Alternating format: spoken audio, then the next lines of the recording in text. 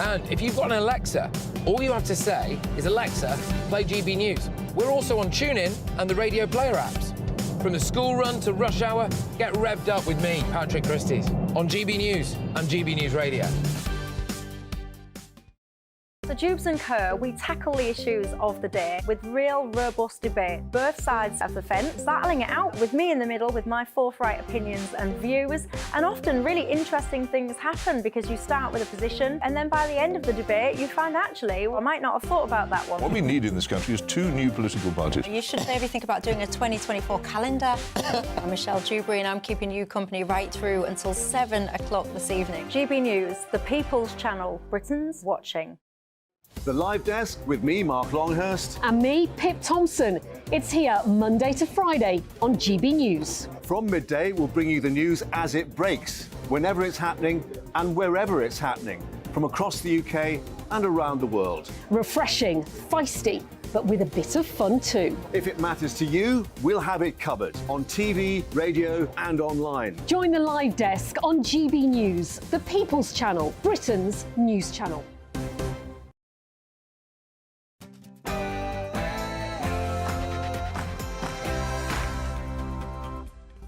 Hello there, it's 6 o'clock and I'm Michelle Dewberry. Yes, let's kick off the show with some optimism. ONS of today confirmed, get this, that the UK economy has recovered faster post-pandemic than anyone thought. And in fact, is growing quicker than our European peers. That is cause for celebration, isn't it? You tell me. And of course, the run-up to the Tory conference, Priti Patel's been speaking out. She has edged Sunak to cut taxes and shrink the size of the state. You agree with her? And get this, on the one hand, right, we've got calls now for social energy tariffs to help the very poorest in the winter. On the other hand, though, we've got calls to basically remove the winter fuel allowance from most pensioners. What on earth do you make to that? And get this, right, as many as 28 million of us now live in council areas that are in favour of 20-mile-an-hour limits. Do you agree with that? Because Rishi Sunak might be trying to put a stop to it. I want your thoughts on that. We've got all of that to come and a lot more. But before we get into the debate, let's grab tonight's latest headlines.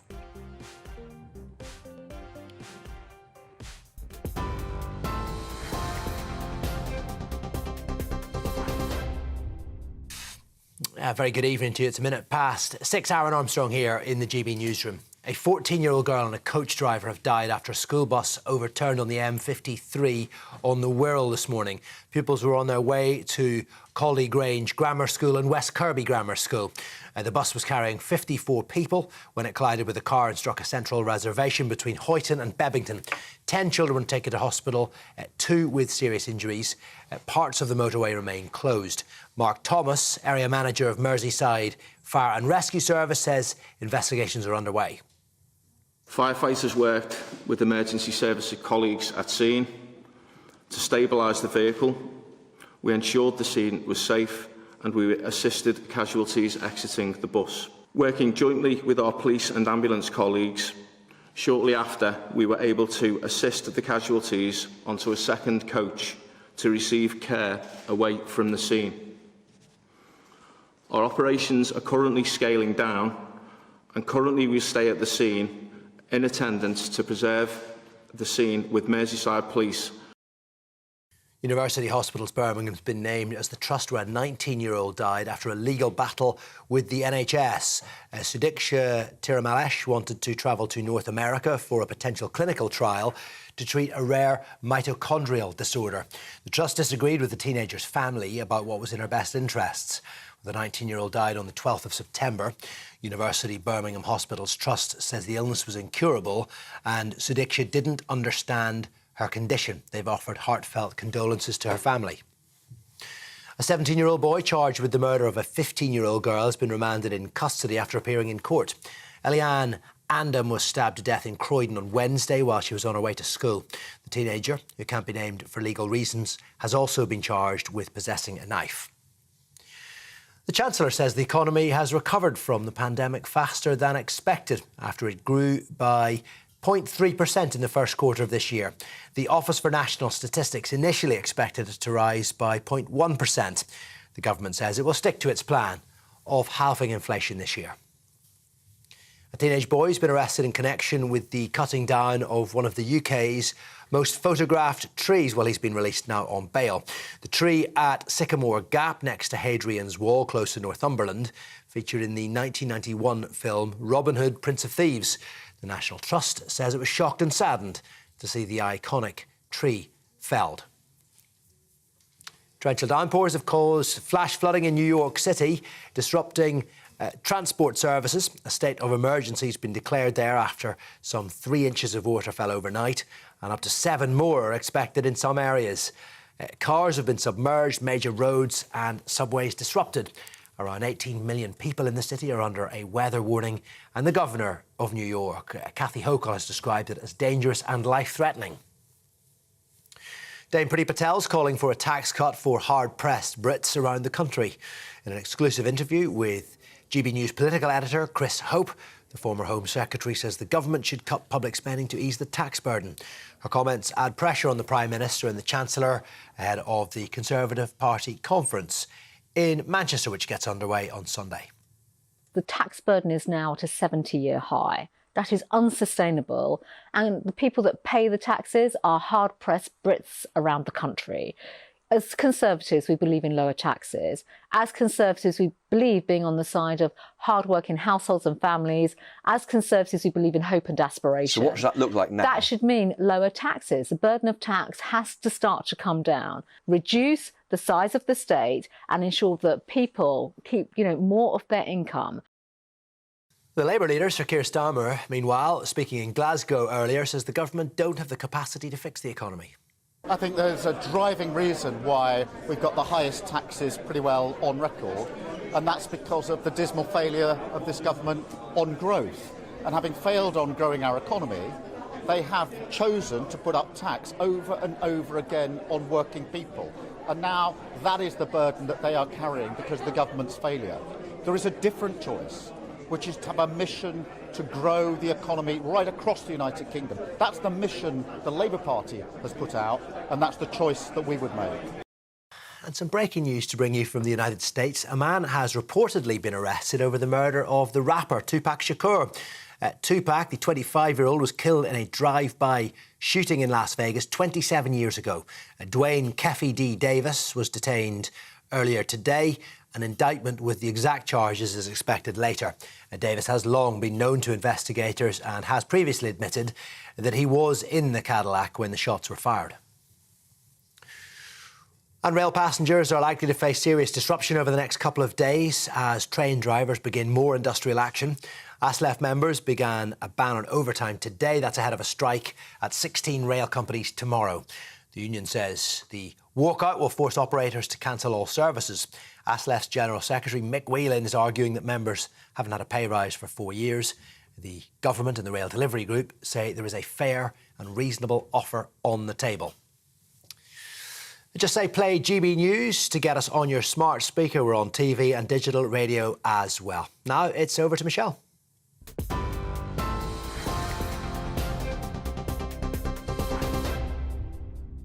Hello there, I'm Michelle Dewberry and I'm keeping you company till 7 o'clock tonight. Alongside me, a new face to Dewbs & Co, but not new to the channel. You'll recognise this fella, Richard Tice, the leader of the Reform UK Party. Welcome. Great to be here. Fantastic to be on your show, Michelle. You've not filled this chair before, have you? I haven't, no, not on the right. It's strange, I'm normally on the right. Yeah, you're not. Yeah, well, there you go. You are very welcome tonight. Also, my Friday regular. Can't get rid of him, can we? I think it's a free beer. You wouldn't want to get rid of me, would you? On a Friday, no, we wouldn't. Lovely to be back. Who would I debate facial hair with on a Friday if we was to get rid of you? Everyone else is clean-shaven around here, I think, aren't they? Yeah, any new viewers, you won't know what I'm talking about, don't worry. It's a long-running story, long-running debate. It's the biggest debate we ever have on a Friday about whether or not Paul should have facial hair. Richard's looking so confused about that. Don't worry, we won't start on facial hair with Richard. We'll give him a week or so to ease in anyway, won't we?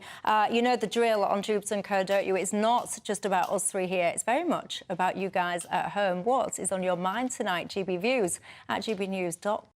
or you can tweet me at GBNews. Lots of you getting in touch already. Graham, you enjoyed our conversation on Good Morning Britain this morning. Thank you. You were up as early as I was then. I haven't had a sleep, so hopefully I'll still be able to string a sentence together, given it is 6 o'clock now on the evening, not 6 o'clock in the morning when I think I started. Anyway, any new viewers, you're very, very welcome to the programme tonight. I thought, you know what, for once, we're going to kick off with some optimism. Some good news. Can you believe it? It is all doom and gloom in the news, isn't it? But get this, Britain's economic performance, apparently, since the start of the COVID-19 pandemic has been much stronger than previously anticipated. No more doom and gloom, everybody, because we've apparently got faster growth than Germany or France. This is all about revisions to the ONS data that have been released today. Just to be clear, the estimates was originally that we was going to have shrunk, apparently, 0.2%. Now, apparently, GDP is estimated to be 1.8% larger. Yes, are you excited and happy? Well, as a Brexiteer, Michelle, obviously it's good news to show that actually leaving the European Union at the end of 2019, beginning of 2020, actually we're doing better than Germany, we're doing better than France. That's encouraging. I'm slightly troubled how the ONS, that is obviously a significant statutory body, can get things so significantly wrong. That's probably for a whole separate debate. But amongst your optimism, I caution, our competitors, like the United States. Yeah. In that same period, yes, we did 1.8%. Great. The US did 6.1%. Are you going to rain on my parade? 3 times. Well, I'm just going to bring a little reality. As Brexiteers, Michelle, we could be doing so much better if the government did what we should be doing, did Brexit properly, cut taxes, cut wasteful government spending, cut daft EU regulations and put the foot flat on the accelerator of growth, Michelle. Then we'd be competing with the US. We'd be even more excited. I remember a particular Tory Prime Minister, I mean, a very short-lived one, and it was all him out growth, growth, growth. I'll tell you who is happy tonight, Jeremy Hunt. He is pleased about the news. He was tweeting about it. I think I could just bring that up on the screen for you. The ONS today have confirmed the British economy recovered faster from the pandemic than anyone thought. He's saying, though, a lot of the data has been rewritten, and apparently other countries are revisiting their data too. He went on. He says, but this shows our economic fundamentals are stronger than the declinist narrative of recent years suggest. He says, do not bet against Britain. I like it. Do you, Paul? Well, great, but the truth is, Michelle, that our country is still hideously disfigured by wealth and income inequality now. But no, this is true, and the point needs to be made. Look, of course, we welcome any growth in the economy. I mean, it's been a pretty tough last 15 years or so, hasn't it? But for the growth that we've enjoyed in terms of this, our nation is still racked by economic unfairness. When you're in a situation where the 50 richest families in the UK have got the same wealth as the poorest half of the population, when you're in a situation where real wages have been falling year on year, when you're in a situation where we're in the tightest wage squeeze since Napoleonic times in this country, where people are struggling to pay their energy bills, struggling to pay their mortgages, worried now about whether they're going to be able to heat their homes this winter, then yes, great, we're getting this growth, but let's keep things in perspective. There's a much bigger picture out there,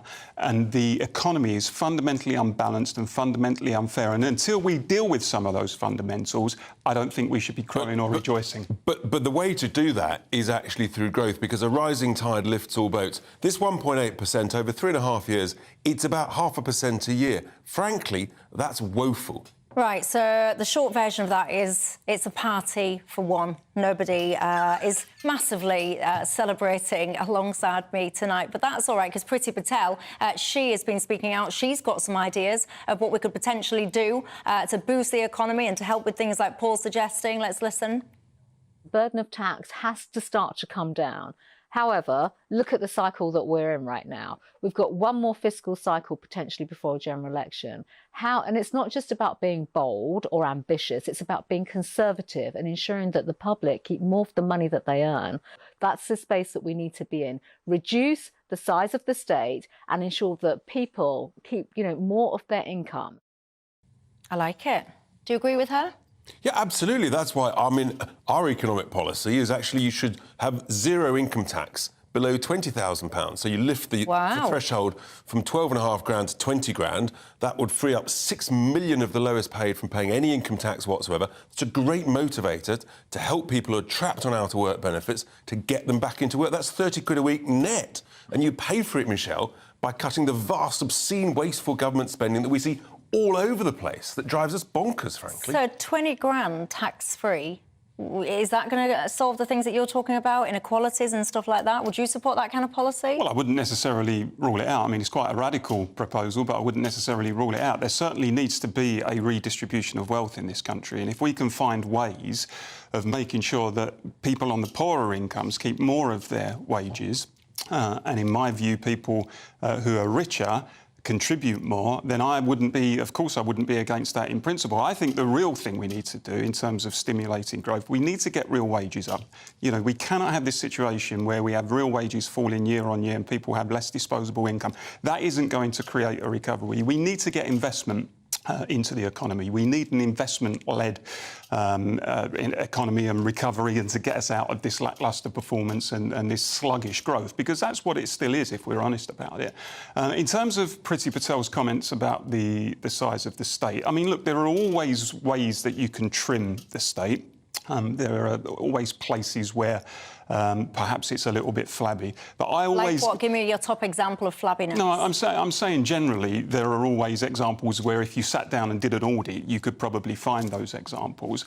We don't have any examples now. I didn't bring them with me, Michelle. No, it's a general point that I'm making. But let me just finish the point. I always get wary when Tory politicians talk about slashing the state, because the truth is large parts of the state have been slashed over the last 30 or 40 years. We've sold off so many of our public utilities. We used to run the railways, we used to run the water system. You know, all of this stuff, the energy system, all of this stuff that we used to own and run. Well, I think, if you come to the trains, for example, certainly they were run better than they're run by the private companies at the moment. If you look at the water system and the fact that there are so many defects and leaks and people's bills going up, undoubtedly we ran it better than the privateers and the sharks are running it at the moment. People in Scotland whose water is nationalised pretty much will be arguing with that and saying, well, look at the state of what's going on in places like Scotland. So this idea that right-wing politicians say we have to slash the state, when in fact we've sold off so much of the family silver over the last half century, you know, it always gives me cause for concern. 20 years ago, the state spending was about 35% of GDP. It's now 47%. It's a third bigger, and yet everybody would probably agree that the state of our public services is the worst in our living memory. And that's because, generally, the state is woeful at spending other people's money. It gets terrible value for money. And so we've ended up, the highest taxes, you and I agree, actually, it's the least well off who are not keeping what they should of their earnings. That's why our policy helps the lowest paid the fastest and creates the greatest incentive back into work. I just hate this hopelessly wasteful government spending everywhere. I'll give you another example. There are 600 government agencies, departments, quangos, commissions. I'm going through the list at the moment. Half of them you've never heard of. You have no idea what they do. I'm inclined to accept your argument on that. And that was my point to Michelle. There are undoubtedly areas where it's flabby. But when it comes to the crucial infrastructure of the country and the utilities, things like energy, things like the railways, things like the water system, then absolutely that should be in public hands as far as I'm concerned. And we sold them off. Most of them have been unmitigated disasters, these privatisations, if we're honest about it.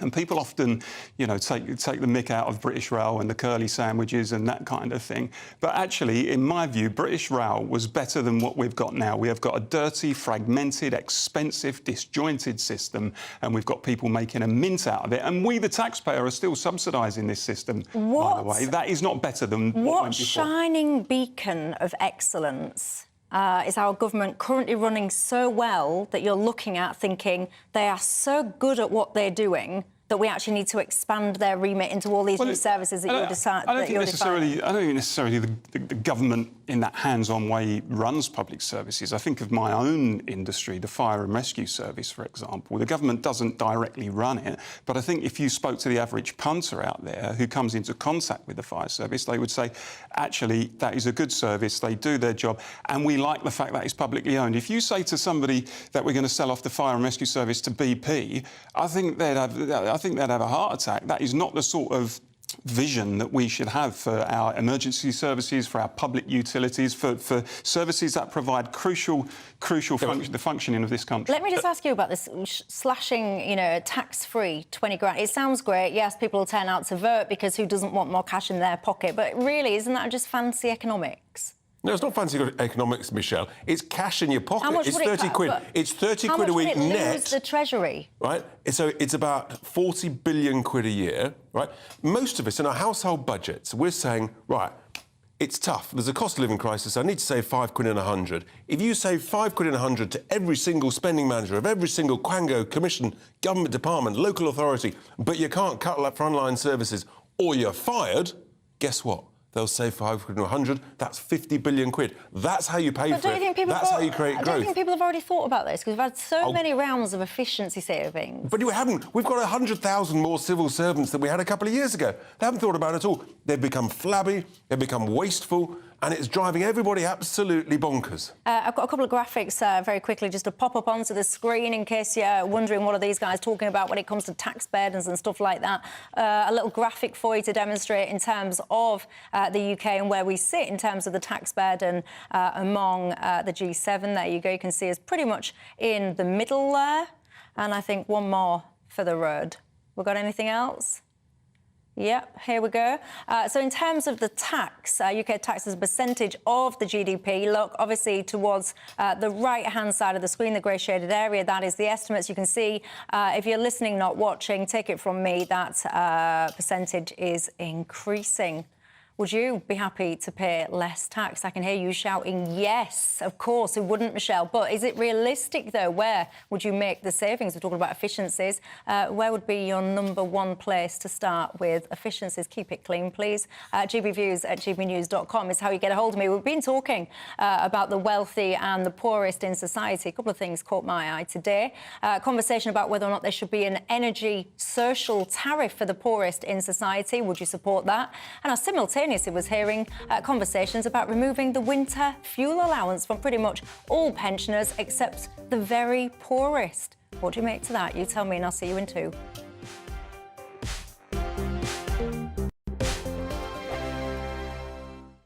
What you get for breakfast is something that, if we do our jobs right, you will wake up to news that you didn't know the night before. It's a conversation. It's not just me and Eamon. We want to get to know you, and we want you to get to know us.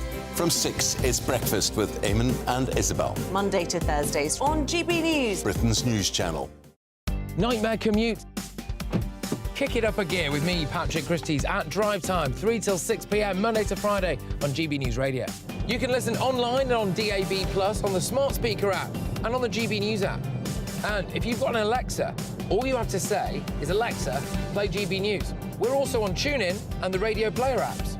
From the school run to rush hour, get revved up with me, Patrick Christie's, on GB News and GB News Radio.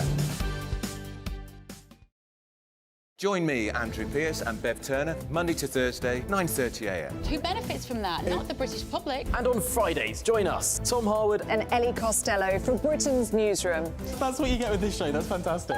If it's happening, we're talking about it on Britain's Newsroom. GB News, Britain's news channel. GB News, unlike other broadcasters, isn't obsessed with the London-Westminster bubble. We think there's a nation beyond the M25, and that's why we talk about the issues that matter across the land. Join me on State of the Nation, 8 to 9 o'clock, Monday to Thursday, on GB News. Daisy's listening, and you should too.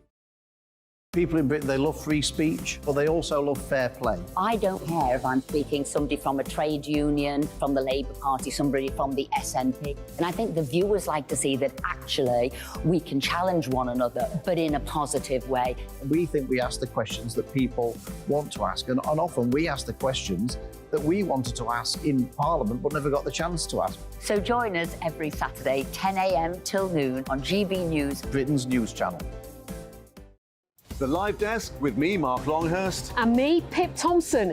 It's here Monday to Friday on GB News. From midday, we'll bring you the news as it breaks, whenever it's happening and wherever it's happening, from across the UK and around the world. Refreshing, feisty, but with a bit of fun too. If it matters to you, we'll have it covered on TV, radio and online. Join the live desk on GB News, the People's Channel, Britain's news channel. In a world of dull and predictable radio and TV shows. Oh, hi. On Mark Dolan tonight, we've got big guests. We drill into the big stories of the day. The show adds up to a brilliant listening and viewing experience. Mark Dolan Tonight is the most entertaining current affairs show ever, and that's a fact. That's Mark Dolan Tonight, Friday, Saturday and Sunday from 9. Only on GB News, Britain's news channel.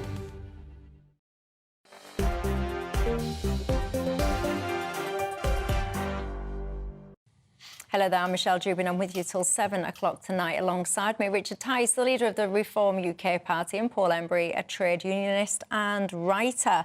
One of the things that just got us talking a second ago, someone just got in touch saying the thing that I would first of all scrap is final salary pensions within the public sector.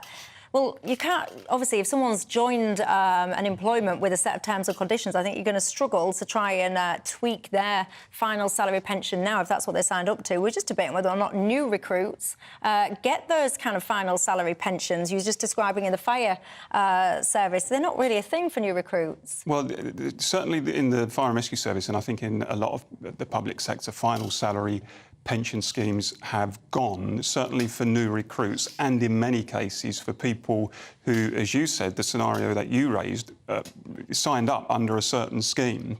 But unless they were within a few years of retirement, they got put onto the new scheme, which was an outrage, to be perfectly honest. And I think there should have been more of a reaction than there was. Fair enough. Trevor, one of the viewers, completely disagrees with my optimism at the start of the programme. He's saying, what do you want us to do, dare to dance in the street, even though inflation is rampant and interest rates are still much too high? Maybe, he says, when I see bigger GDP green shoots, about two-thirds sort of basically what he's saying is when he sees better mechanics of interest rates coming down, inflation falling, maybe then he will start to party. I get it. It's just me on my own. If you do actually, if you do share my it's optimism... It's a party for one, yeah, Michelle. no, literally, You're used to that, aren't you? I'm always used to it. No one ever agrees with me, which is absolutely fine.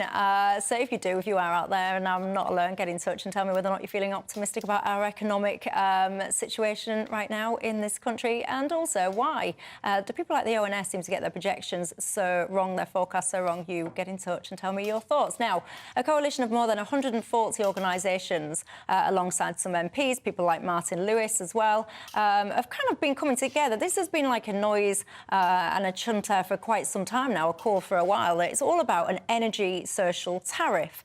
It's all because, of course, we all know by now that bills are going up. Lots of people are going to be struggling to afford their winter heating. Where are you on this? Do you think we should have a social tariff for the poorest in society? Absolutely, we should. It's a no-brainer, so far as I can see. I mean, this winter is going to be a crisis time for potentially millions of families in our country. They are going to find the increases in their energy bills crippling, what with the rises in interest rates as well, where some of them are paying a lot more on their mortgages, what with the fact that, as we touched on before the break, real wages are still falling. How much can ordinary people be expected to take? So absolutely, for me, it's a no-brainer. The government is there. What would it look like then? What kind of discount, what kind of tariff do you get? Well, I think who would qualify? Let's brainstorm it. I'm open-minded on that, and clearly that would need to go through a consultation process. But you would expect the poorest and the people finding it most difficult to get by to be targeted first of all, and that would be right. I think the bigger question, Michelle, which we've discussed on this show before, is how did we get ourselves into this situation as a country in the first place, as an advanced Western... We're off air at 7. Well, exactly. I'll tell you exactly in about 3 minutes. As an advanced Western industrial country, we have got no energy security, no energy independence, and that, for me, is bordering on criminal, and ordinary people are paying the price for it. And Paul is absolutely right, and it's gross negligence by our leaders, Michelle, because we are sitting on decades' worth of energy treasure, is what I call it. Oil, gas, shale gas, coal, lithium. We've got all this stuff. These clowns in Westminster have refused to use it. The Prime Minister, he lied in his leadership campaign last year. He said he was going to back fracking. The first thing he did in the House of Commons when he was PM was to scrap that pledge. You know, we've got all this treasure. We shouldn't be buying it from overseas. What's the point of buying shale gas from the US, sending our jobs and money over there when we've got it over here? We've got the most expensive electricity in the whole of the G20, and that's because of the growth in renewables, the huge expansion of offshore wind farms, which, I'm with Paul on this stuff, is foreign-owned. Over 80% is foreign-owned. So all of these subsidies and profits going overseas, Paul's right on this, whether you call it a social tariff, a subsidy. Remember, our energy bills are double what they were 2 years ago, and that's fundamentally because of this failed energy policy. Right, so if Rishi Sunak was here now, I'm sure he's watching at home making notes, but if he was watching, he would say, well, firstly, I didn't lie. What happened was he made these promises, probably when he looked at the detail and probably listened to some of the opposition, he probably started tweaking things. No. But whilst all that's fascinating about the longer-term picture and the history of how we've got ourselves here and you know, historically, in the here and now, you know, coming up to winter, the next couple of months, whatever, you're going to start to really, that cold is going to chip in. So what would you do about that? Would you offer? I mean, how do you even offer this social tariff? What would you do? Essentially, I think it's, as I understand, what they're proposing is something similar to what happened last year, which basically was when there was a huge subsidy for many, many families. And that's assuming that we have an average winter. Heaven forbid, if we get a cold, sharp, windless winter, we are in deep, deep trouble. And I do worry severely about that. We've got to be, as Paul rightly said, we've got to have energy security, energy reliance, and if we're exposed to buying energy from overseas, we are vulnerable. What about this winter fuel allowance, then, for pensioners? What would you do with that? Because Rishi Sunak, he's been, like, apparently looking at whether or not you could get rid of that for most pensioners instead of the, you know, apart from the poorest, and it would be to help with things like maintaining the triple lock. That would be the argument for doing it. Would you support something like that? I think once you've given a particular group of people a benefit, it then becomes very hard to withdraw it. So that would, I think, open a massive can of worms and stir up all sorts of political problems for the Tories if they did that. I wouldn't particularly be in favour of them doing it anyway. The government has got to intervene in order to subsidise the poorest families and those who are going to be struggling to make ends meet. It really is that simple. The government is there as an agent to be on the side of ordinary people when they are struggling to cope, whether that's economically or in any other way. And this seems to me to be a fundamental example of where the government should intervene. More widely, we need to, as you might call it, re-energise the country.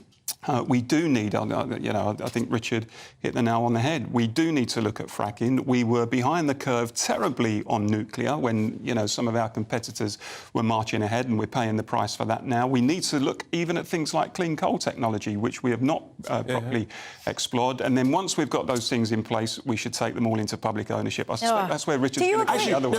What do you think about public ownership I'm very clear, actually. Paul might be surprised. So our policy on this is that many of the key utilities that are effective monopolies, and water is one of them, for example, the grid, the gas transmission network, the electricity transmission, these things are complete monopolies. They should be 50% public ownership, 50% owned by British pension funds on behalf of British pensioners who are long-term investors seeking a sensible, modest return. But where we differ, I suspect, is privately managed by smart people in the private sector. And you have a long-term plan, that's the best solution. But are you suggesting if you're keen on offshore renewables, for example, that's what we should be doing with those. But you're presenting this as though it's rocket science. I mean, private organisations, you're saying we'll get smart people running these private... The organisations now, they're not going around recruiting thick people. They're already proactively trying to seek the best people to run those private enterprises as they currently stand. Correct, I agree. But my point being that generally governments are very good at funding things, they're very bad at managing things. So you want a joint venture between public ownership, 50%, and then the pension funds with private sector management. That's the win-win-win. But you know, hang on, because you can't have a 50-50 ownership model. Because, yes, you can, absolutely. No, 49 50. Well, who gets the final say then in a dispute? Who gets, you know, do we do it this way? You have an odd number on the board of directors. It's very simple, Michelle. Well, what do you think to this? What do you think to this? Because there's a lot of chat about this. I'm not in favour when it comes to just this general kind of concept about renationalising things, because I look to, when you talk about water, and I use this example all the time, places like Scotland, for example, and people will point to Wales, for example, Michelle, why should there be... The water in Scotland is not a beacon. I was going to say the water in Majorca then. No. The water, the situation in Scotland, when it comes to, for example, when it comes to cleanliness or whatever, leaks, in terms of the monitoring systems that they even have to track the quality is way behind England. Of course, it should be improved where there are shortcomings, but I've never understood this idea. Why should there be things like, people say, you know, competition in things like the energy sector? Why should an elderly or a vulnerable person, when all it is getting the power supply, the energy supply into their home, be expected to go onto the internet and spend 4 or 5 hours looking for the most attractive deal? If you go to a restaurant, you might want to look for the most attractive meal. If you buy a suit, you might want to go to the most attractive shop.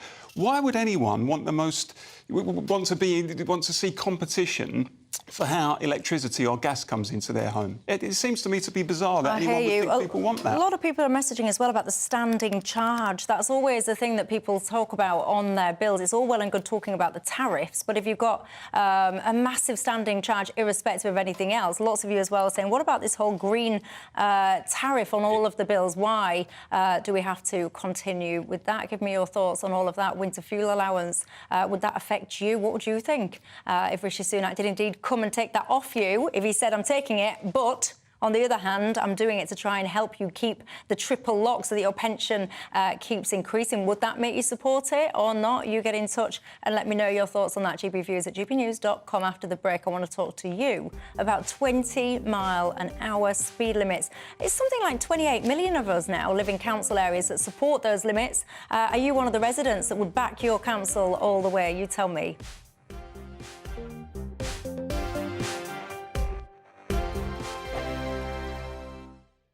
The Live Desk with me, Mark Longhurst. And me, Pip Thompson. It's here Monday to Friday on GB News. From midday, we'll bring you the news as it breaks, whenever it's happening and wherever it's happening, from across the UK and around the world. Refreshing, feisty, but with a bit of fun too. If it matters to you, we'll have it covered on TV, radio and online. Join the Live Desk on GB News, the People's Channel, Britain's news channel. So Dewbs and Co, we tackle the issues of the day with real, robust debate. Both sides of the fence, battling it out with me in the middle with my forthright opinions and views. And often really interesting things happen because you start with a position and then by the end of the debate you find actually, well, I might not have thought about that one. What we need in this country is 2 new political parties. You should maybe think about doing a 2024 calendar. I'm Michelle Dewberry and I'm keeping you company right through until 7 o'clock this evening. GB News, the People's Channel, Britain's watching. People in Britain, they love free speech, but they also love fair play. I don't care if I'm speaking somebody from a trade union, from the Labour Party, somebody from the SNP. And I think the viewers like to see that actually we can challenge one another, but in a positive way. We think we ask the questions that people want to ask, and often we ask the questions that we wanted to ask in Parliament but never got the chance to ask. So join us every Saturday, 10 a.m. till noon on GB News, Britain's news channel. In a world of dull and predictable radio and TV shows. Oh, hi. On Mark Dolan tonight, we've got big guests. We drill into the big stories of the day. The show adds up to a brilliant listening and viewing experience. Mark Dolan Tonight is the most entertaining current affairs show ever, and that's a fact. That's Mark Dolan Tonight, Friday, Saturday and Sunday from 9. Only on GB News, Britain's news channel. Join me, Andrew Pearce and Bev Turner, Monday to Thursday, 9:30 a.m. Who benefits from that? Not the British public. And on Fridays, join us, Tom Harwood and Ellie Costello from Britain's Newsroom. That's what you get with this show. That's fantastic. If it's happening, we're talking about it on Britain's Newsroom. GB News, Britain's news channel. Join me, Camilla Tominey, on Sunday mornings from 9:30, taking the politicians to task and breaking out of SW1 to see how their decisions are affecting you across the UK. Bursting the Westminster bubble every Sunday morning, only on GB News, the People's Channel. Britain's watching. I'm Andrew Doyle. Join me at 7 o'clock every Sunday night for Free Speech Nation, the show where I tackle the week's biggest stories in politics and current affairs with the help of my 2 comedian panellists and a variety of special guests. Free Speech Nation, Sunday nights from 7 on GB News, the People's Channel, Britain's news channel.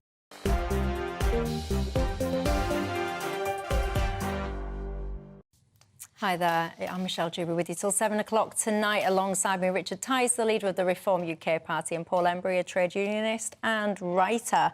Lots more people getting in touch about the energy situation we've just been discussing. Again, lots of people pointing out that same thing about the standing charge. Matt, you're not pulling any punches. You just say, cut the entire standing charge. You reckon it's a con. Called blimey, I reckon energy companies would disagree with that.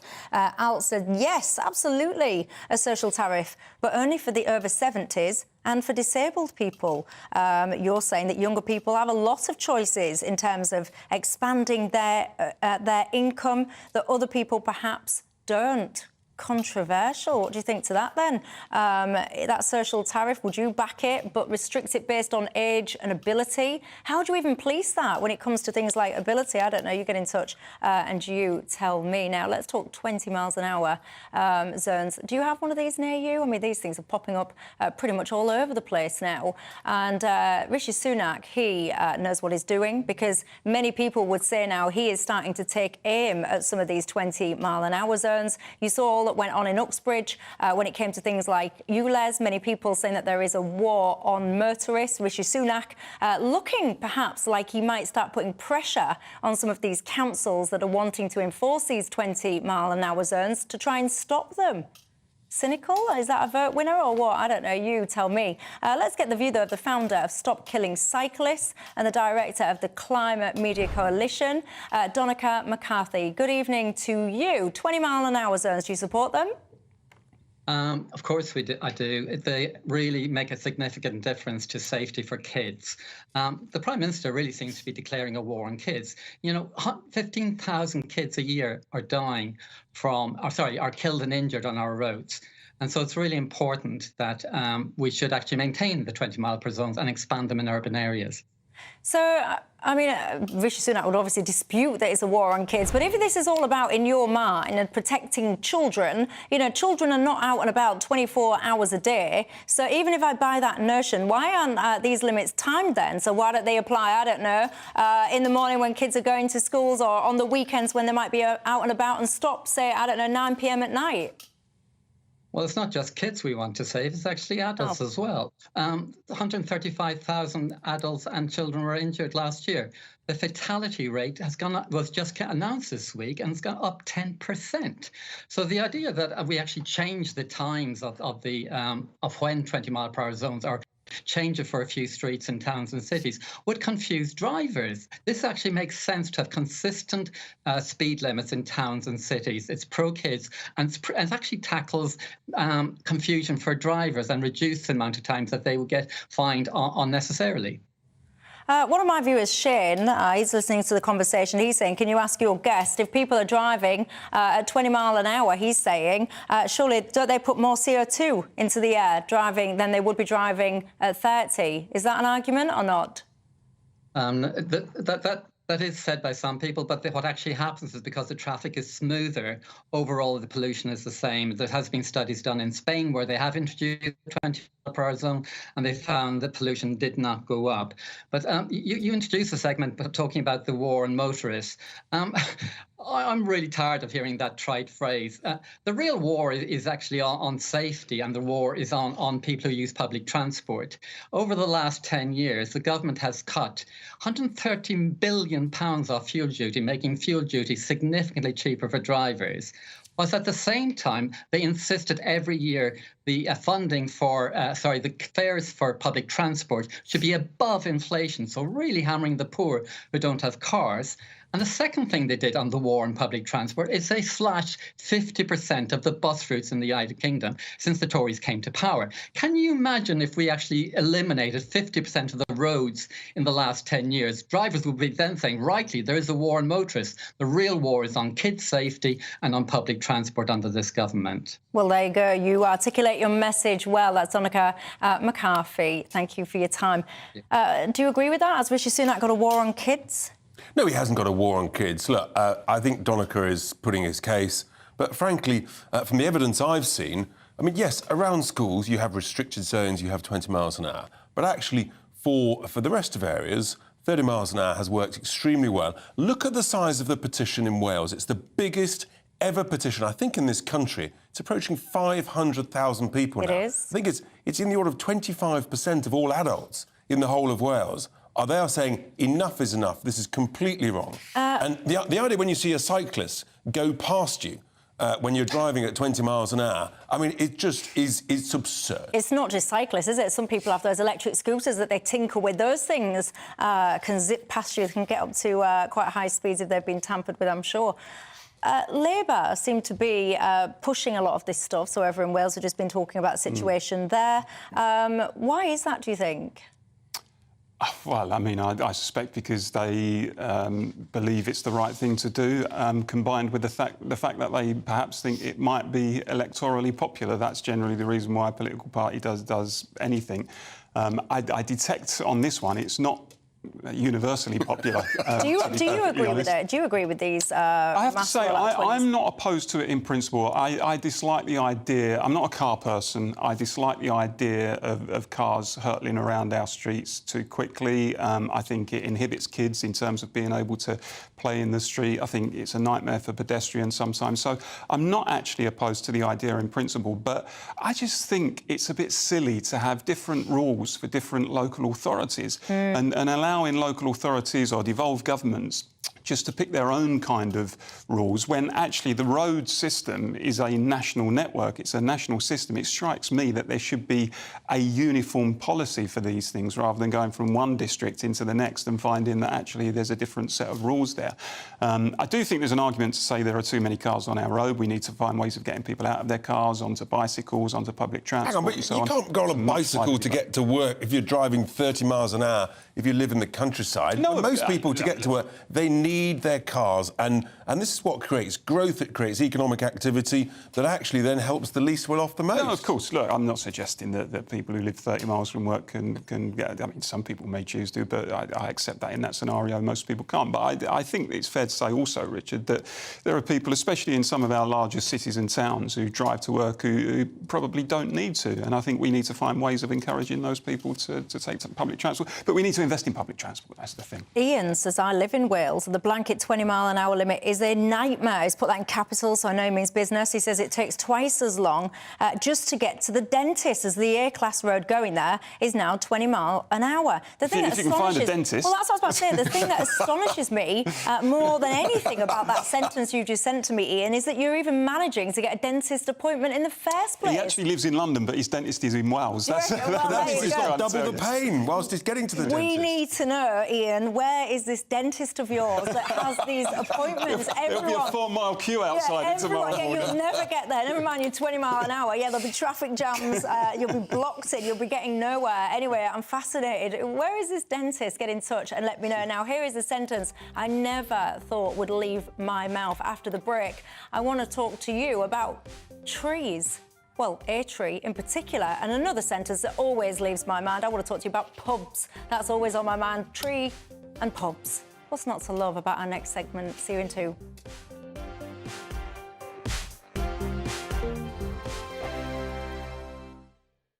Join me, Andrew Pearce and Bev Turner, Monday to Thursday, 9:30 a.m. Who benefits from that? Not the British public. And on Fridays, join us, Tom Harwood and Ellie Costello from Britain's Newsroom. That's what you get with this show. That's fantastic.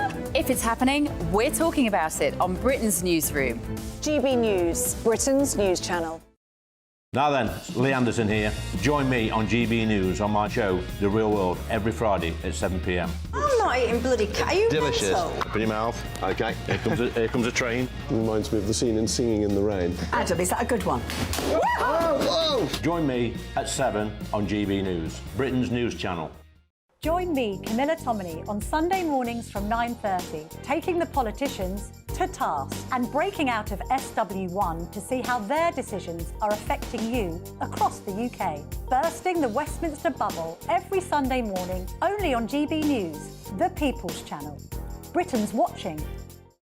Join us every night on GB News at 11 p.m. for Headliners, which is 3 top comedians going through the next day's news stories, which is exactly what you need, because when the establishment has gone crazy, you need some craziness to make sense of it. So join us 11 p.m. every night on GB News, the People's Channel, Britain's news channel. I'm Andrew Doyle. Join me at 7 o'clock every Sunday night for Free Speech Nation, the show where I tackle the week's biggest stories in politics and current affairs with the help of my two comedian panellists and a variety of special guests. Free Speech Nation, Sunday nights from 7 on GB News, the People's Channel, Britain's news channel. Every Sunday from 11, join Michael Portillo. There will be topical discussion, looking at the week before and the week to come. So kick back and relax at 11 a.m. on Sundays on GB News with me, Michael Portillo. GB News, the People's Channel, Britain's news channel.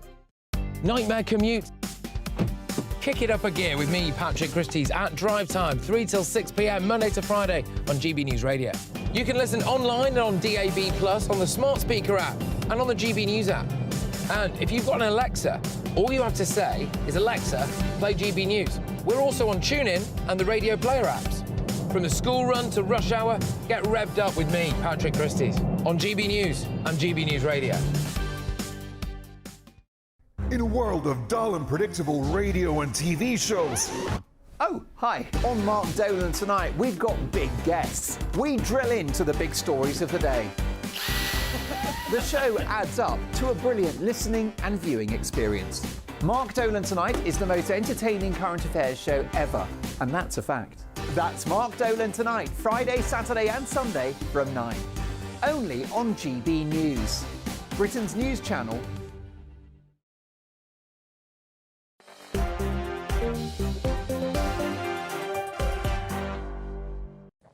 Hello there, it's 7 o'clock and I'm Michelle. No, it's not 7 o'clock. I was just about to say it's 7 o'clock. Cheers, goodbye. I'm getting all... I've not even had a sip yet. I'm getting excited because Dewberry Tavern is open. It is Friday night. Richard Tice alongside me. First time on the show. Thank you and welcome. Paul Embry, cheers to you too. Cheers to you.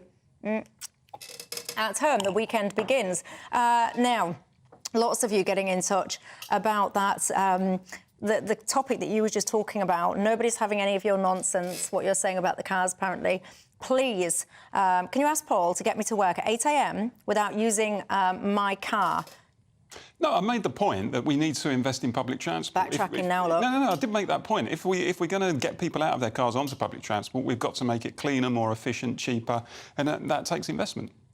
Well, a lot of people defending their cars, and they actually love their cars. Absolutely right. 20 mile an hour is not getting a lot of love. I've lived on a straight road in Wales that was once national speed limit, says Mark, then it went down to 40, then it was 30, now it's 20. It's ridiculous coming home off a 12-hour night shift. I almost fall asleep, he says. Cool, blimey, don't be falling asleep. But if it takes longer to travel like that, then actually you've got more cars on the road when people are trying to get to and from work. Indeed. Look, I want to talk to you about pubs before I leave you. Nearly 400 of them have closed their doors for good in England and Wales. That's just in the first half of this year alone. And get this, it's almost as many as the whole of 2022.